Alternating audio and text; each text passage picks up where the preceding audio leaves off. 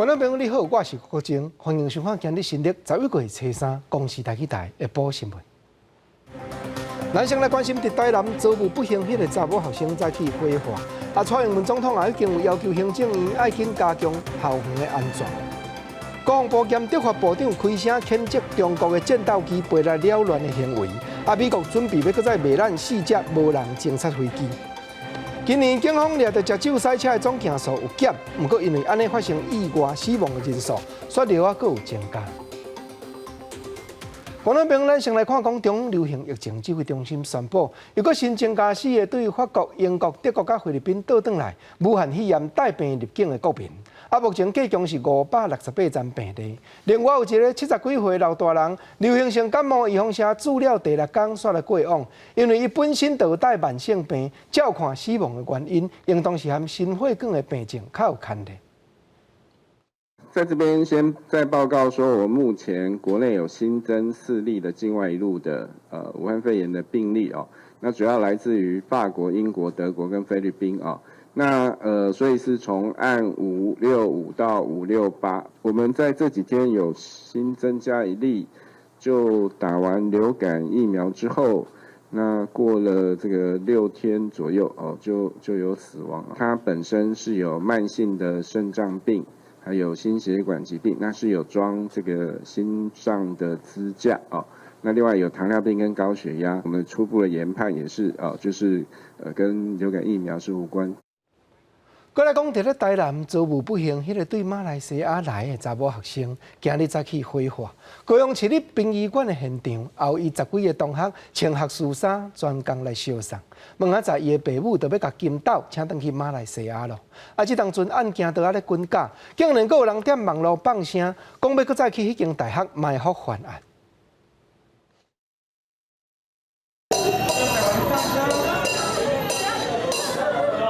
在连堂门口口，查某大学生的妈妈表情真沉重，手提便当盒仔，内底放的是查囝上爱食的菜，因翁陪伴伫伊边仔，两个人寂寞的心情拢看会出来。场面是互人看甲喉更甜，在外的同学嘛穿毕业衫，要甲过身的同学完成当初时做伙毕业的约束。为这件事情呢默1分钟。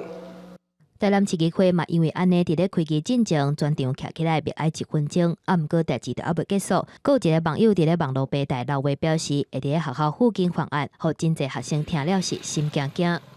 上礼拜才刚发生，学生被杀，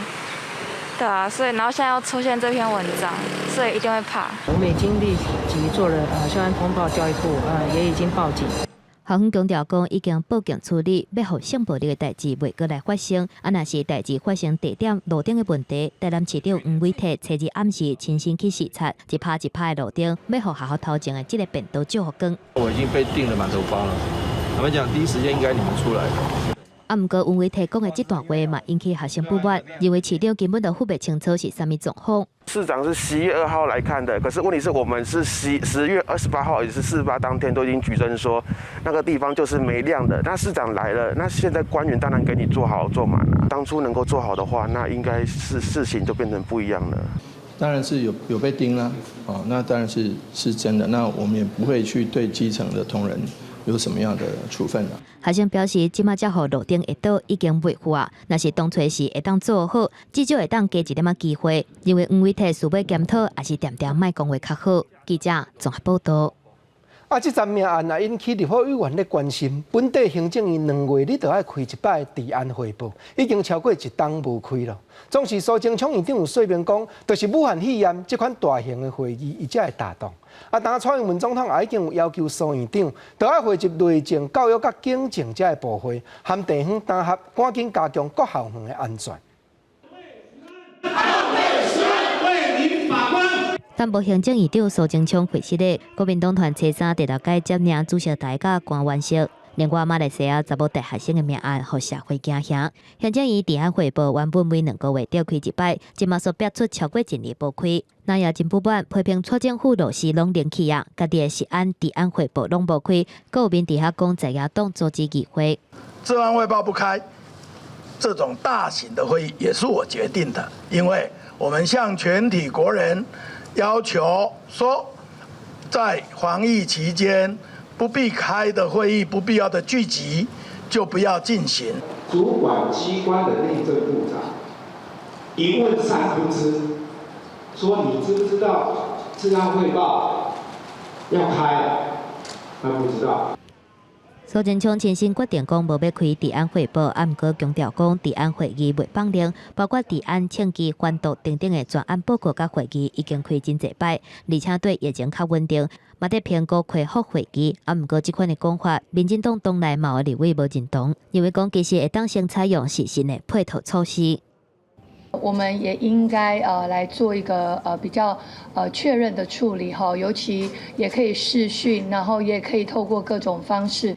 民进党除了要求行政院检查，抑阁有偌济会议无开，嘛即个内政部长徐国勇，伊是治安汇报的执行长，煞伫咧议会讲白贼。针对这件代志，徐国勇嘛承认讲治安汇报确实无开。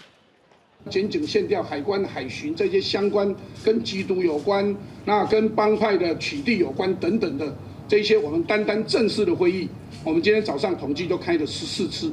针对细牛的嫌犯涉嫌杀害马来西亚查某大学生，而且佫险甲另外一个查某大学生掠走，台南市警方煞无开报案的3连单，去互外界质疑讲是诈案。徐国勇表示会调集处分，而且嘛指示警政署强化勤务作为，啊个校园安全预警的证据收集。另外，国民党团是怪机，苏贞昌若是无要为着进口来可多办第8会期内，无排除讲继续阻挡议会到年底开始登记的抗争。记者综合报道。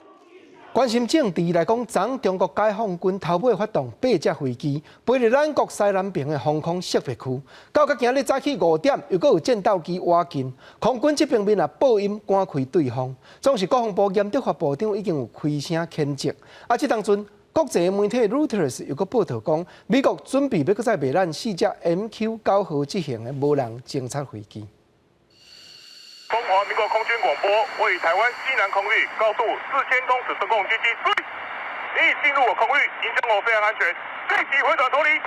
中国军机最近哪来哪接乱台湾？初二国防部公布，拢总有8架中国军机侵犯台湾西南防空识别区，包括1架运8反舰机、1架运8技术侦察机、歼16、歼10、甲苏30等等的战机共2架。这是9月16以来规模第3大的行动，嘛是中国第32届扰乱台湾。那安尼，初3透早5点，嘛传出有中国军机扰乱台湾，真罕见连续2天透早出现。国防部长严德发是谴责中国最近的行动。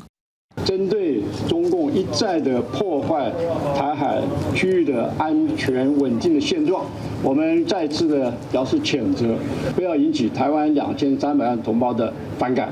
在美国大选进前，台海的局势受到大家关心。严德发表示，国军已经做好相关的准备。那路透社报道，美国会卖予台湾4架 MQ-9无人机，目前已经在国会进入最后批准的阶段，军售的金额是6亿的美金。这个海上卫士无人机会当踮在空中较久的时间，较高海拔监视的功能，嘛会当装载武器。不过了解的人士表示，卖予台湾的无人机，敢若会当装侦测设备。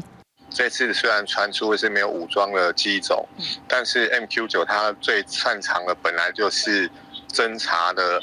这个性能，可以快速的增加国军的战场管理能力，也就是特别是目标获得的能力。专家分析，美国卖无人机予台湾，象征台美关系提升，因为 MQ-9大部分敢若提供美国使用，嘛是从川普政府放令美国对尖端严密监视无人机技术出口的政策以来，第一笔这类的交易，所以有上等的意义。国防部是回应，目前还未接到美国的通知，所以无法度编伫2021年国防预算内底。未来若接到通知了后，会编伫后手年度预算送去立法院审议，确定了后会按照计划来执行。记者综合报道。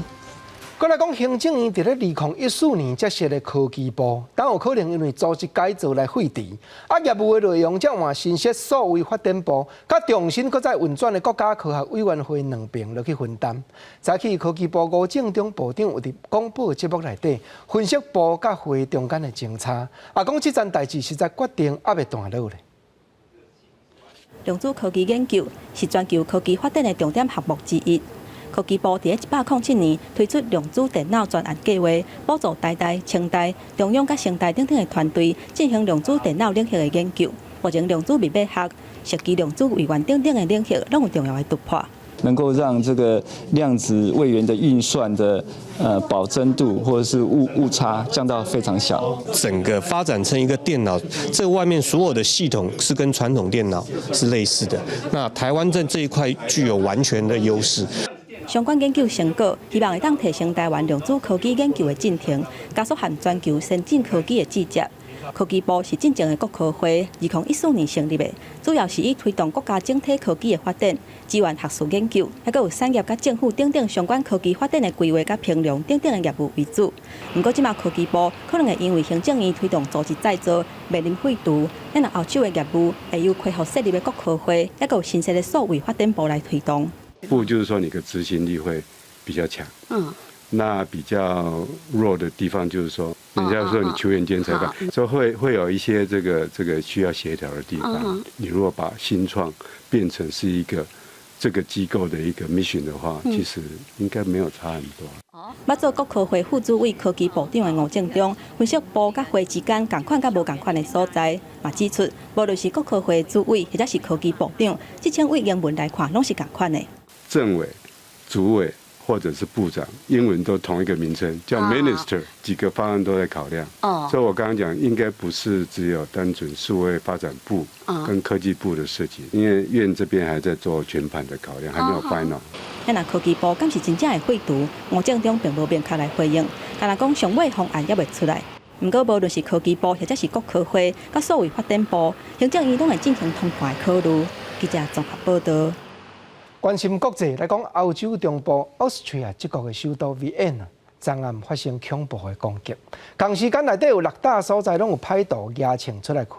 但已经造成2个人死亡，15个民众受伤。现场的人看到凶犯的枪支尚无可上百粒出去，但是还佫有歹徒未落网。政府当局也提醒Vienna的市民，暂时唔通出入公共场所。警方的市民真大，举机关枪伫街仔路巡逻。奥地利首都维也纳，初日暗时市区内底6个地点，差不多伫咧同一时间，去有几个嫌犯举枪攻击，包括一个枪手在内，已经知影至少2个人死亡，15个人轻重伤。警方已经抓到真侪嫌犯，不过至少也有一个枪手伫咧逃亡。官方讲，这场行动是恐怖攻击，呼民众避免去市中心。市中心的民众嘛，应该赶紧离开公共场所甲大众交通工具。Schwerste Tag für Österreich seit vielen Jahren. Wir haben es mit einem Terroranschlag zu tun, dessen Heftigkeit wir Gott sei Dank schon sehr lange nicht mehr in Österreich erleben mussten. 维也纳犹太首领杜奇表示，其中一件枪击案发生的街仔路是犹太教堂的所在地，无确定讲敢就是枪手攻击的目标。另外，有目击者表示，枪手至少是开10把枪。奥地利总理库尔茨表示，这场行动绝对是恐怖攻击，不过目前也无法度确定攻击的对象，嘛无排除讲是针对犹太人。From the sound of it, it must have been quite big guns. Whether it's a handgun or a shotgun, I'm not an expert. Big calibers. They were shooting at least 100 rounds just in front of our building. 国际恐怖攻击的代志一直来发生。阿富汗喀布尔大学初日嘛，去有恐怖攻击分子走入去，包括一个自杀攻击者引爆炸弹，总共造成至少22个人无命，22个人受伤，其中大部分拢是学生。激进武装团体伊斯兰国已经讲是因犯案的。记者综合报道。再来讲，美国的总统大选随着要开票，目前已经有风声讲选举的结果发布，若是较延迟，无定就会产生动乱。包含洛杉矶、纽约，甚至是首都华盛顿，拢有看到真侪店头、窗仔门甲门线板，拢总用插板钉起来，要先提防乱党抢劫。尤其近来半冬，美国的枪支稍微加一倍，这会通看出民众对治安是真无信心。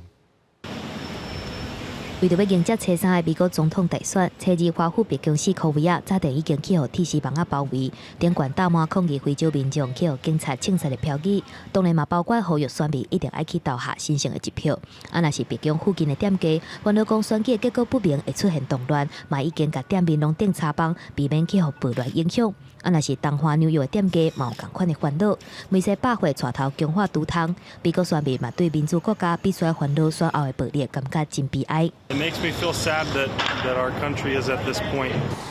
西方的加州洛杉矶，当地比佛利山庄的精品街罗迪欧大道，店家嘛伫咧警方的要求之下，做出防护措施。I've never seen such a thing,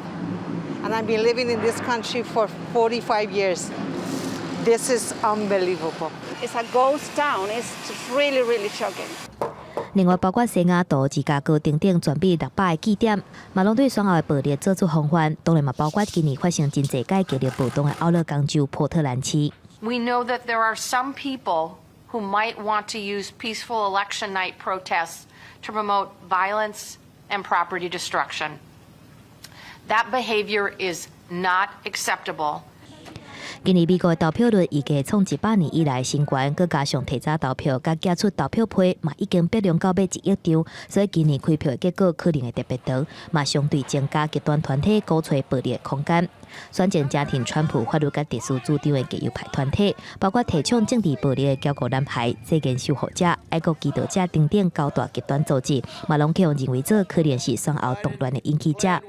另外一方面，今年因为新冠疫情甲弗洛伊德等的事件，美国民众不安的心，嘛拢反映伫咧枪的销量顶悬。敢若今年3月份到9月份，全美买枪的数量就达到1510万支，比2019年同期是加91%。佮加上今年美国整座示威的代志一直来发生，选后美国国内安全局势嘛引起外界高度注意。另外，美国国土安全部嘛启动这几年规模上大的网络防治海客行动，来防止2016年俄罗斯干涉大选的代志，搁一届来发生，嘛要防止今年伊朗甲中国干涉选举的威胁。记者综合报道。前线直接看过来讲国内上届新的消息，因为透东北风，还佫有风台外围的气流引起，台东往绿岛兰屿的船帮，这2日拢冻点。当然，兰屿的火力发电厂因为中油公司运补油料的船只无到位，发电的用油价格是会当佫冻10几工尔。但台电台东区的营业处也讲，请兰屿地方的民众用电就要斗准则了。南苏外海风力要咧增强，今日开始，南苏海上交通要停航2天，受客货轮停航影响，南苏火力发电厂油料无法度运送，目前发电用油已经比50万公升，安全尽量较低，存不到20万公升。算起来还有197公丙啦那还可以撑个10几天啦。台电台东区处表示，目前也无限电的拍算，以一天发电爱用15000公升油料来算，应该应支持到下礼拜天气暖和，也已经联络中油，运油船应开航，一个增加运油量。会再加啦它基本上会运，目前会大概运，这一趟过去会运104柜过去，就是大概208公丙。台电台东区处强调，目前虽然南苏已经过旅游大季，用电量需求减少，不过也是请居民爱省电。另外，绿岛发电厂的状况，台东区处表示，7日已经运补油料，已经达到发电安全库存量。记者综合报道。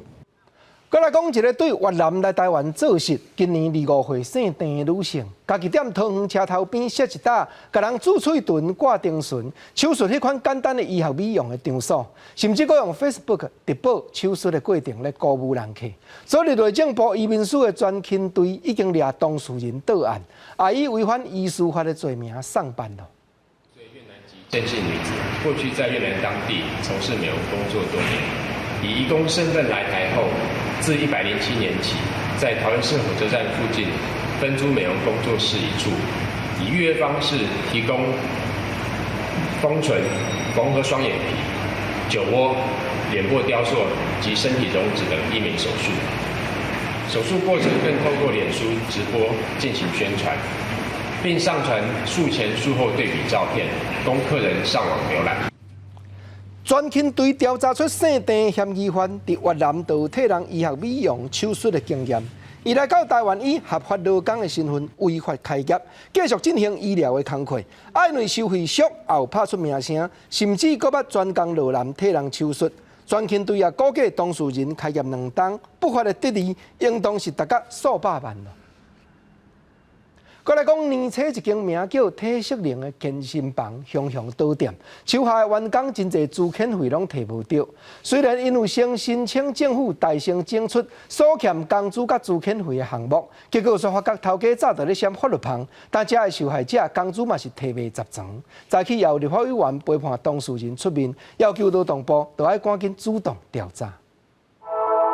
最后目标是小资查某囡仔市场的轻食连结新房，今年2月份全台湾16间分店无预警的倒店，其他真侪员工唔但无去向事先通知，嘛摕袂到资遣费，真正向劳保局申请即刻工资贴上资遣费，却因为头家超过伊规避法规，劳保是无任何的办法。一直以来，我们的只要有调店动作的话，法人的名字就会不一样，那他们就没有办法去认定说，他们是这几间是同一间公司。高联表示，今年1月30日，公司无已经伫面册被奖团发文讲，敢若营业到1月31日。员工是倒来通信农体店馆收到公司传来资遣文件档案。3月份申请劳资协调时阵，负责人嘛无出席。申请失业补助的过程，佮发现讲有要半年无到健保纳费的资料。4月份向劳保局申请即欠工资贴上资遣费，所伫顶个月才收到劳保局贴上课的电话讲，当初是公司以相关做理由的调调年资是袂当累积计算，因为设立公司的名无共。地司原本应该是4年外的资遣费，敢若剩8个月，所以才会甲同事做回来找立委斗3工。这其实对他们来说是非常不公平的，因为他们实际上就是针对同一个老板服务，然后而且是在同一个集团下面，对他们来说，他们只是升迁，然后在不同的店经营教学而已。立委表示，伫鹿港的认知当中，拢是点伫咧轻食连结新房，毋过说干内当领到上下尾1间分店的资遣费，这是非常不合理的代志。还有劳动部应该针对公司恶意的行为来进行调查，甲员工所任职的公司甲分店调查清楚，而且赶紧甲爱符合鹿港的工资甲资遣费行转来。记者综合报道。原来讲台北市有民众发觉家己伫宜兰一间旧厝，市内电话小单，互人卡2通出去。调详细出来看，原来是中华电信接到当事人申请修理电话，派员工去甲检查刺卡。上届离经的就是主人无伫厝内，中华电信的人员总入去咧修理电话，一切的过程摄影机是拢总录甲真。我就发现说，怎么自己开门进去了？画面内底一个中华电信的员工，无经过厝主的同意，家己走入去主体内底维修7次电话，这个过程全部拢去互摄影机翕落来，家己走入去主体嘛已经涉及刑法，非法侵入主体罪。你去之前你不通知屋主，然后你去了之后呢，用人家的电话打了以后呢，叫人家付钱也不告诉人家，你是把人家的铁门搞坏了跑进去，在里面打的嘛？你太离谱了嘛！台北市议员接到民众投诉，讲中华电信加收2条电话机，因为装卡旧厝的市内电话，敢若这电话无伫卡，才发现讲小单点关有2条行动电话的钱无正常，所以向客户服务来申诉。经过调查了，发现算是中华电信内部员工所卡的电话。中华电信主管出面证实回失的，强调讲是申告障碍检修的时阵，员工无照 SOP 来做，才会发生这款的问题。那在查修当中，为了要确认说这个电话是不是修好哈，那个员工讲说那边的讯号不良哈，所以说把客户的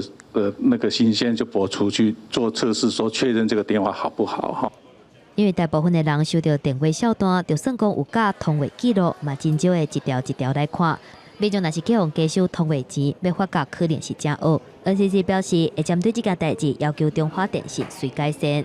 严重侵害消费者权利，或者是有具体的事实的话，当然是可以依据说可能营运不当的这部分去处理。消保官表示，民众若是发现电话钱无正常，得向电信业者调通话记录，加收的钱敢会当摕到转去，袂当要求合并去后一支小单用扣的。记者综合报道。过来讲，国家语言发展法规定，自2冬后111学年度开始，国民基本教育一定要教着国家语言这项。但近来教育部也当伫咧开会，要配合调整新课纲的内容。结果国中组这边有4个委员不满讲，那逐礼拜学生拢得爱读一节本土语言，讲会去影响到别科的排课。10月开会开到半中途，煞来请示委员的职务了。108课纲去年才打开始实施，考审大会最近这个月逐礼拜拢开会，应用国家语言发展法的规定，111学年度开始，高中、国中、国小会甲国家语言来做部定课程。考审委员全高总代表李雅晶是表示，高校1礼拜一节，包括新自民语，还有高中3年2个学分，感觉较有共识。但是高中也有意见无同的所在。毋过10月25日大会，4个高中组的委员嘛伫咧一半就来离开，后来才知影讲是请示。我觉得国中分组，因为他们也在国中。历经了非常多的讨论，那他们都是顾及说弹性课程呢是108的特色，那你现在要由108的弹性课程里面又要抽出一节，他们认为其实这个对学生的学习其实跟他们目前的规划是相反的。本土期间要伫国中占偌济比例，照国教院的规划，7年级到9年级，逐礼拜一节部定课程。考审会国中分组表示无支持，另外提出7年级6日起部定，8、9年级6日起春秋学习。新北市安康高中是完全中学，校长石金成是指出，若是国中3年拢爱学本土语言，确实会造成学校伫咧排课上有困难。那也会增加家长的质疑啦，整个压力那么大。他现在又要再加上这一节课，然后又排挤其他课程。国中有大有小嘛，假如只有10个班啊，那10个班10节课，你也骗不到一个老师啊。形容其他较有春秋的学习，麻烦老师做感受有够。接金成认为讲，4个城市的考审委员是反映出国中的状况。教育部是表示，因为4个委员请示，佮加上部分委员11月20日的任期已经到啊，会佮来重新组成考审会，再佮来进行考公审查。记者综合报道。再来关心法律，早起中央选举委员会针对国民党江启臣主席提头所提出的公民投票甲大选都要同日咧举办的联署案，举办听证会，讨论提案内容的争论点。总是江启臣主席的发声提醒讲，中选会当都唔通变做这条公投提案的杀手。根据公投法规定，每年开始公投每2档举行一届，时间固定伫8月第4个拜六。若顺利成案，每年8月28可以当投票。但是国民党认为，如此一来等于是无守公投，因此发起公投北大选的公投提案，已经完成第1阶段联署。中选会早起举行听证会，要厘清相关的争议。带头公投案的国民党主席江启臣受访的时阵，向中选会话话，讲卖做公投的杀手。中选会啊，是应该要当公投的帮手，不是当公投的杀手。这一场听证会，我们希望的是，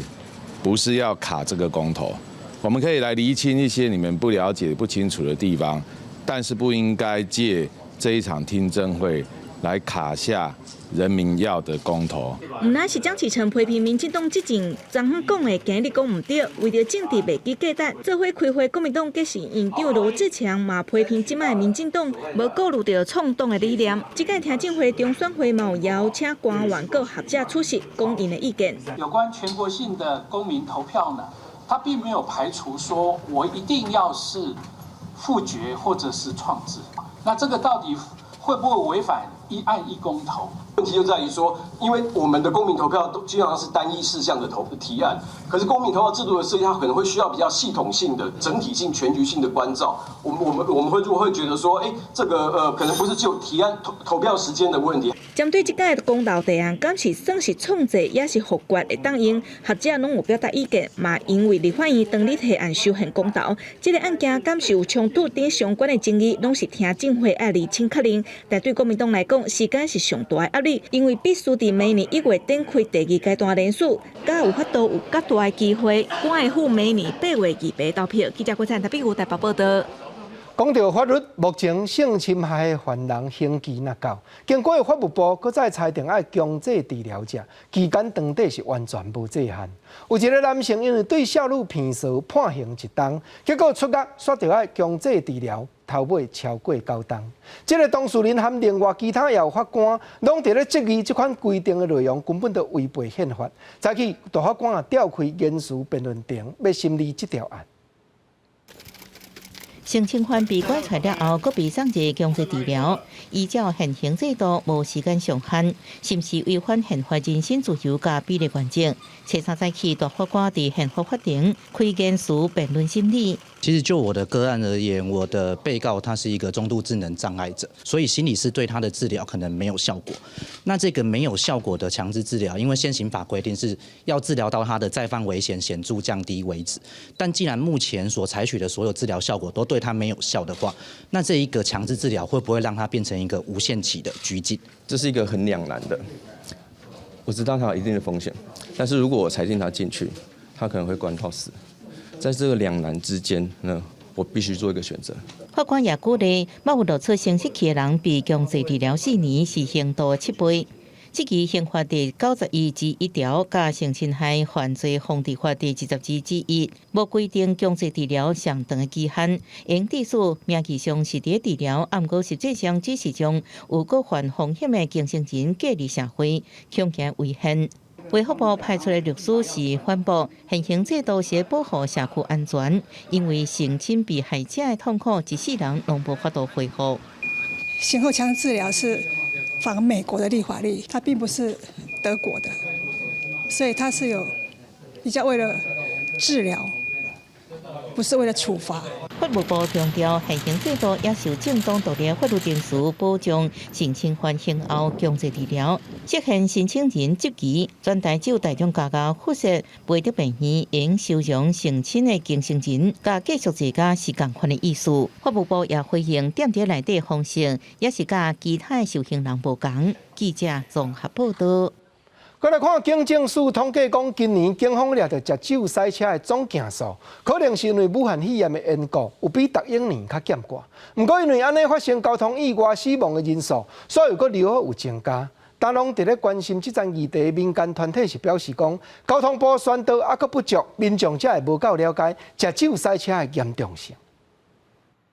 今年5月份，台中一个26岁查甫人啉酒赛车，司机控制弄到轿车，造成无辜的驾驶送病医疗后死亡。这款的酒驾案件一直来发生。根据警政署的统计，受到疫情影响，今年9月底，全台湾酒测处地件数总共64447件，有单年降低趋势。不过啉酒赛车弄死的人数112人，甲去年比是小可增加。不过今年来看，甲去年的变化无大。其实去年的这个件数是111人，那照这个数字来看，这个其实今年这个跟去年的酒驾死亡人数是差不多，是持平的。通常一个执法的强度会关系到事故增加或减少哈。如果说我们的执法的强度力道高，民众的知晓度也高，那么违规的情形就会减少。警方处理酒驾的件数降低，甲去年同期比，今年是减到8000件。警政署认为讲，去年防制酒驾新制度开始有实际阻止效果，嘛互伤亡人数出现降低趋势。不过酒驾防制协会认为讲，酒驾 A1 的死亡数据并无法度看出国内酒驾起诉的全部。交通部宣导无够，真侪民众也是无法度了解啉酒赛车的严重性。这个相关的部门并没有把这个修法的内容很积极的对全民做宣导那你不能修法完了之后，你把它收在抽屉里，那是没有用的。酒驾防治协会建议讲，政府应该透过细胞信息通知酒驾累犯、酒驾违规者等高风险群酒驾新制度的内容，以防搁一改犯案。若是对11月份开始，每个大月到明年1、2月，旧历过年进前，拢是酒驾起诉的高峰期。警政署表示会加强酒驾处理执法。记者综合报道。再来讲，中央健保署已经新设一个医疗器材介绍比较的网站，内容统计全部的人工骨折、心脏的镜啊种种，8大分类300几项的医疗器材，若是有病院介绍定了过头悬，超过平均测的极端值，就会特别做好标示。总是台湾医疗改革基金会这个团体也要求讲，初期网站上好是连医疗器材介绍变动起落的过程，也拢总公开有较好。甲健保署医材比价网开开，各种的医疗器材介绍都会当看现。为着管理过去医疗院所医材介绍收费的乱象，可比同一个品牌伫咧无共病院的介绍，可能前差几啊万以上。健保署顶日宣布，针对8大类352项的医材，定出极端值管理的办法。只要介绍无正常，就会用称号来标记。目前全部拢无超过极端值。民众也可以在比价网上面就可以看到这样的一个状况，然后再去决定到底要不要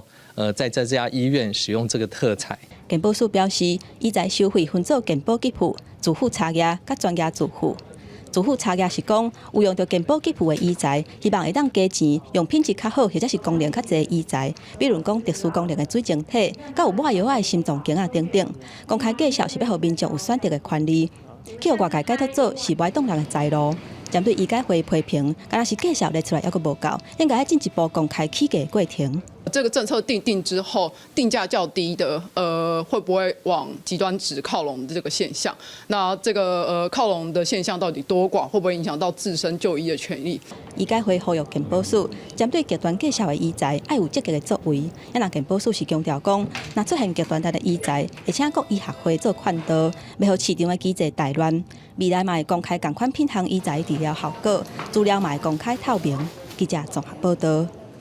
目前的法律也有规定，讲民众若是去买重量超过250公克的无人飞机，就要踮网络注册台称，才会使摕出来用。不过嘛有民众发觉网络的卖场真侪无人飞机拢总无提醒消费者买回去就要先注册，恐惊这会造成主管机关管理的方面产生破拍。无人机创至松山机场被机所发现通报塔台，机场马上关起来。巡查了后，确认无人机离开，机场又重新开。不过了后，无人机又出现，机场又关起来。这是去年3月松山机场被无人机干扰，一天2摆关起来，造成500多名旅客行程被延误。今年3月，遥控无人机专法上路了后，250公克以上无人机拢爱上网络注册。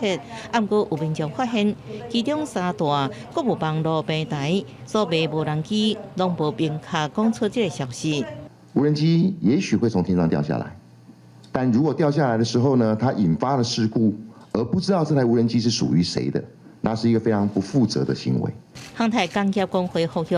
遥控无人机市场目前是真流行，国内制造商拢依照民航局法规，伫产品包装顶悬讲出重量、注册证书加检验标签，产品也会累建电子围篱，互无人机袂当接近机场禁航区。民代即期若是民众伫网络买来路不明的无人机，恐惊出现管理的空隙。会提案修法，卖无人机的销售广告也要讲出注册者相关的资讯。更进一步要求，在销售平台它的销售的广告上，也一定要加注提醒我们的玩家，提醒我们的消费者。像这种休闲玩家哈，基本上大概都在4排尺以下的居多，好，所以特别说公园啊，或者是其他地方，所以我们这一部分也跟各县市政府目前都在加强的一个沟通。民航局表示，遥控无人机专法上路了后，目前已经有6万台注册，其中法人9000多台，大部分也是一般的自然人。民航局会会同地方政府加强宣导甲查缉无登记的无人机，确保安全。记者综合报道。镜头刷落南来讲，2016年的年初，台南发生地震，永康的维管金龙大楼倒落去，其中也有挂罪户再三伫咧争取店原地重新改建。经过将近5天，今日举办上娘的典礼，当当时担任市长的赖清德副总统也去到现场，表示祝福的心意。新大楼拍算明年4月就当完工落成了。请贵宾上前一步。副总统赖清德、甲维管金融都监会理事长尤玲婷等等一家人，做伙替明年就要落成的出分机烧香祈福，祈求工程圆满顺利。2016年，因为地震倒去的维管金融大楼，真侪家庭因为安尼来破碎。这几年来，透过各方的协助，部分的住户争取原地重建，看到倒去的厝重新搁徛起来，这居民心肝内感触是真多。等这个日子等了他4年了啦，大家都所有每个住户都很开心的。我们的大楼已经盖回来了，就是很复杂的心情。很复杂的心情啊，因为对啊，因为5年前遇到这么重大的事情，然后不过就是上天就是关了我们一扇门，也会帮我们开一扇窗，然后小孩子也有这样子成长，哎呀，就蛮欣慰的啦。就这个礼物实在是太沉重了。让我们几乎承受不起，但因为有你们大家的爱心帮忙，让我们看见幸福。迄当阵的台南市长，也就是即卖副总统赖清德，初三嘛专工落南参加上娘典礼，除了感谢这几年来各界协助受灾户做重建，嘛甲受灾户祝福。因若当咧重建的维管大楼，为2018年6月份开工，按算明年4月份会当完工，7月份会当入去大。新起的大楼号名做出分机。出云、出魂、出温啊！住伫遮，大家拢要出温呐。我们要让社会看见台南市的坚强、团结。我们把整个伤痕把它弥平，让住户有机会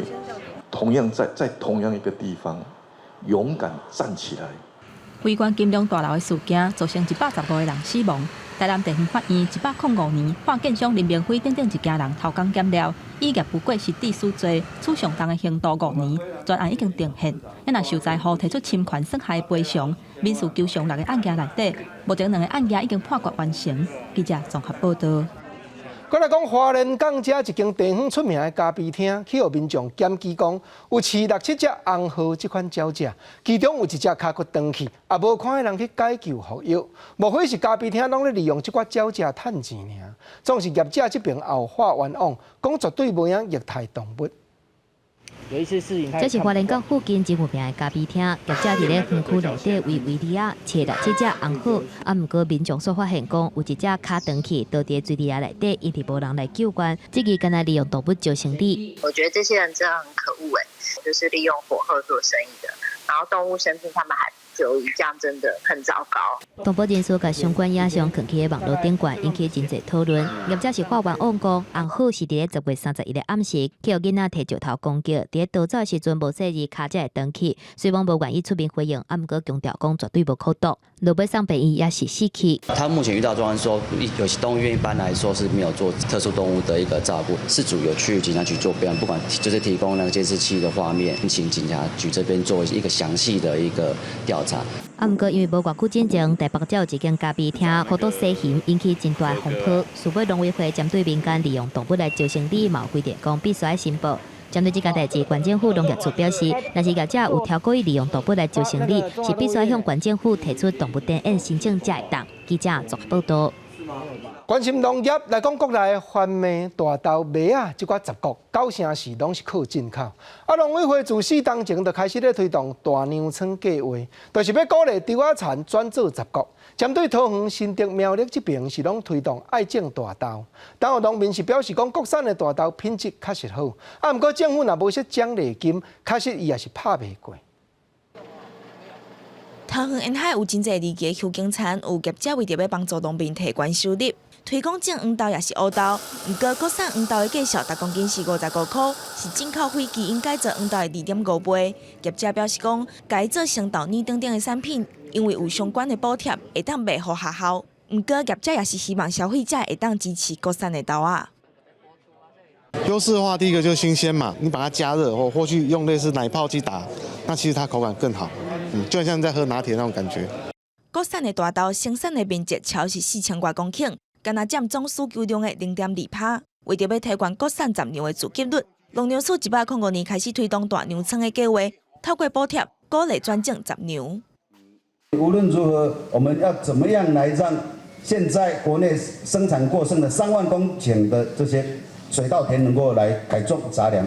即马希望伫桃竹苗地区推广，5档月前就开始改种大豆的农民表示讲，原本想讲今年收成会袂歹，毋过天管都弄了去啊。伊认为北部的东北季风是更较强，转做大豆是比南部更较困难。是因为有奖励金的关系啊，所以我们觉得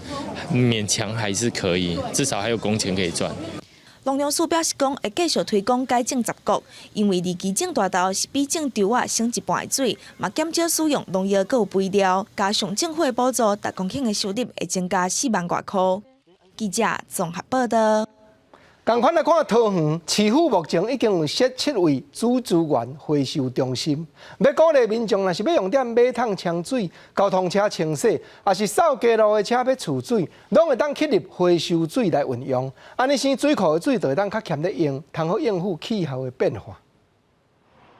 车一台一台排队等要漏水登去用，边仔还阁有民众漏水的所在。桃园北区水资源回收中心一天会当提供5万吨回收水来使用。门外口有配3英级的太平水道头，甲1英制半的消防水带，2种快速接头，还有一般的水道头，方便产业、消防人员还有民众来使用。我们这边是区公所的承包商，我们这边就是取用工程用水或者是一般清洗道路用水，每天大概取个1车左右吧，5吨。目前我们一天的放流水有8万吨。那明年会到10万吨，那其中北区水资源中心一天可以提供5万吨，这也让水资源可以充分再利用。今年的降雨量创下新低纪录，石门水库蓄水量无到一半，桃园新竹苗栗台中水情显示黄灯，实施夜间减压供水措施。桃园市长郑文灿初三视察桃园北区水资源回收中心回收水取用的演练，确保未来欠水的时阵，产业会当顺利取用回收水。亮起红色的警告标志之后呢，我们就会利用我们的消防车，容量目前是平时的话就是105吨的蓄水量。那第一时间我们就每个里我们可以提供到3吨的水。市府表示，目前桃园已经完成7个水资源的回收中心开放使用，可比充便所的水，清洗大型交通车辆、扫街路的车、夜水减少营业，或者是压水等等的需求，拢会当取用回收水，减少用水量。互水库的水会当留伫欠水区内底备用，因应气候变迁造成水资源的困境。记者综合报道。咱过来看一个白色恐怖的受难者杨国武先生，伊18岁时去互政府以参加叛乱组织的罪名，关入去绿岛连续10天。杨先生讲，伊自细汉就爱看戏，若无发生这款坎坷的过程，伊也真想要做一个戏剧的创作家。总是命运催牌，马年就90的杨先生，买手也来变作是真出名的企业家。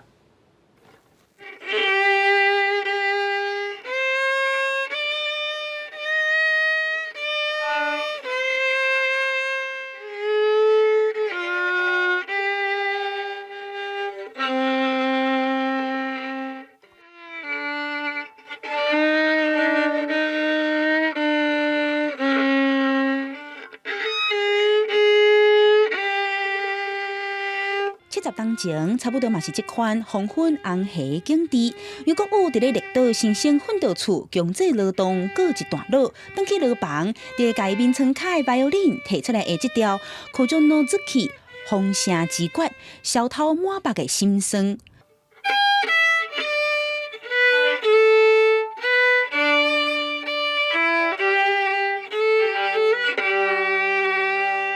杨国武伫伊18岁时去互警总伫册包内底抄到《战争和和平》，也有土地改革的册，转去防伊参加叛乱组织的罪名，判去绿岛关10年，一直到伊28岁时才去互放出来。我出来了嘛是去国家档案局找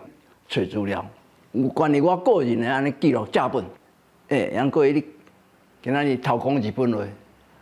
今仔日啊烫车把提无穿衫，拢甲你写呢。一本遮厚的迄个，敢若日记就对，迄嘛拢影出来。参加了后，杨国武调整心态，对小生意做起，续来开纺织厂、制药公司、生物科技公司，佮要入选全国10大杰出的企业家。伊伫咧伊68岁时，开始甲伊超吹的历史真相写出来。即摆毋是讲要有心情讲要来报复啦，要安怎无，拢无，已经是作平时。是讲这个真相，历史的真相。真相只有一项尔嘛，莫搁看，伊啊硬看，加害者无半个，啊加被害者是，台湾总是被害者，安尼都毋对啊。每年杨国武就90啊，即摆伊头毛喙鬚白，目睭也蒙雾啊。伊讲，若阵人生毋捌发生白色恐怖，伊也是一个戏剧家。用戏剧来演悲剧，10分来讲一个故事，啊8个故事把这个拢甲串联起来，用 musical 哈。我会后，安尼，我心是即个也无机会通吼。虽然无法度伫台顶的台湾歌谣，甲伊的老师简国贤先生伫咧228发生以后，袂赴搁再搬合作壁的这出戏，互人看到社会上善者和好者的命运是天差甲地。毋过行过这的风风雨雨，伊简单毋忘时势，会当透过伊的册，对白色恐怖有搁较全面的认识。记者阿敏真用水台北报道。过来讲，今年婚姻关西的福兴宫，人讲的旧家妈祖庙开始咧整理改建后殿的观音殿，啊，佮有2边护灵的建筑，尤其佮特别聘请人间国宝、地方真出名的传统建筑彩绘艺术家洪平顺先生来负责彩绘的工作，确实有影是用心计较。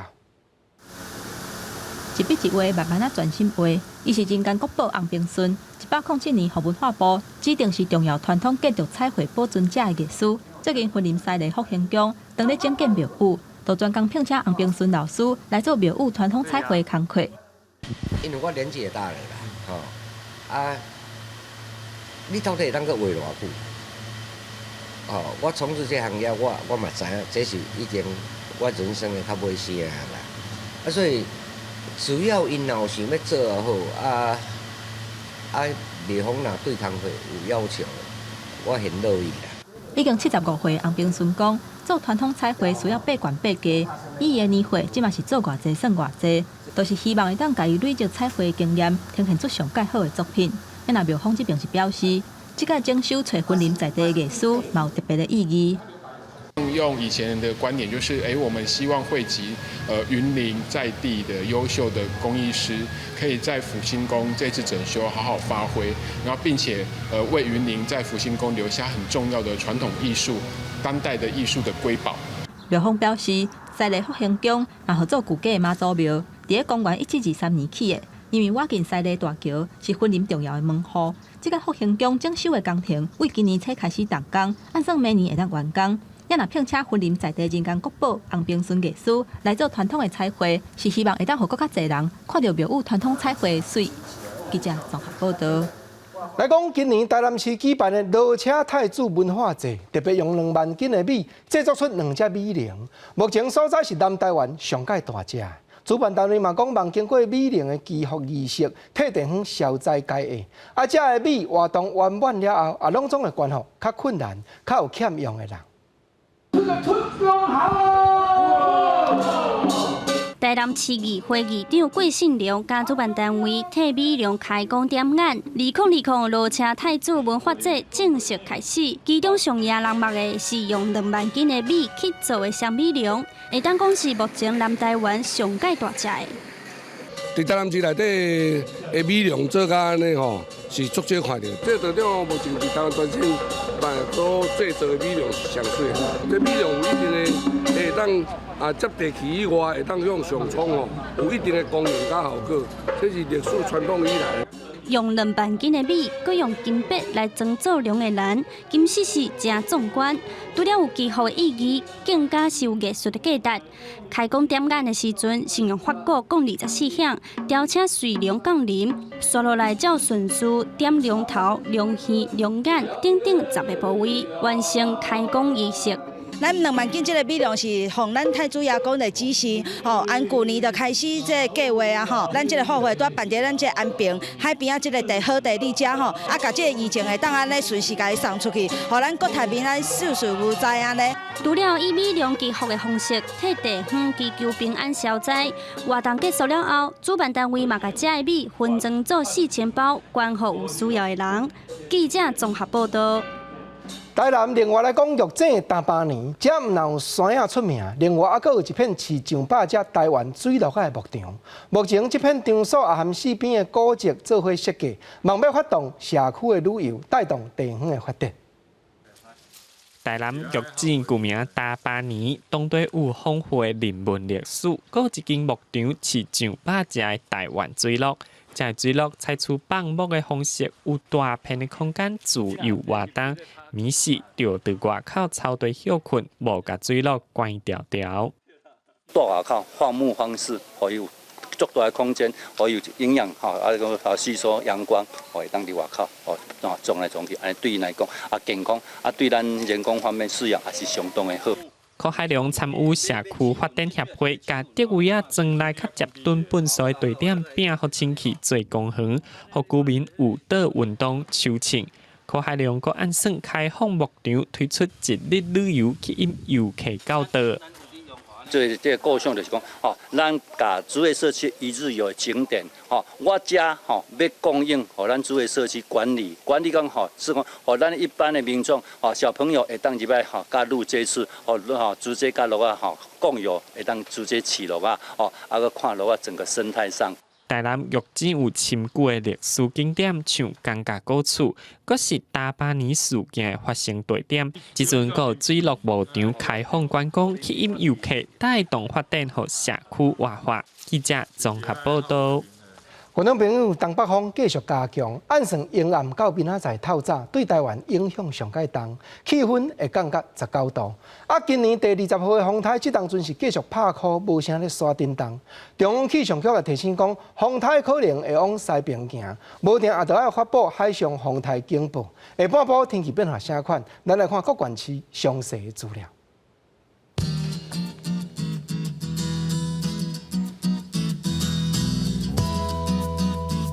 基隆、台北、新北、桃竹苗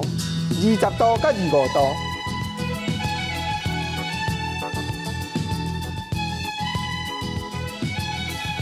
台中、彰化、云林、南投、嘉义24度到30度。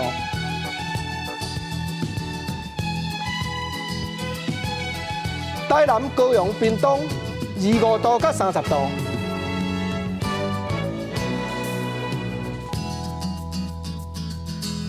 宜兰花莲台东21度到27度，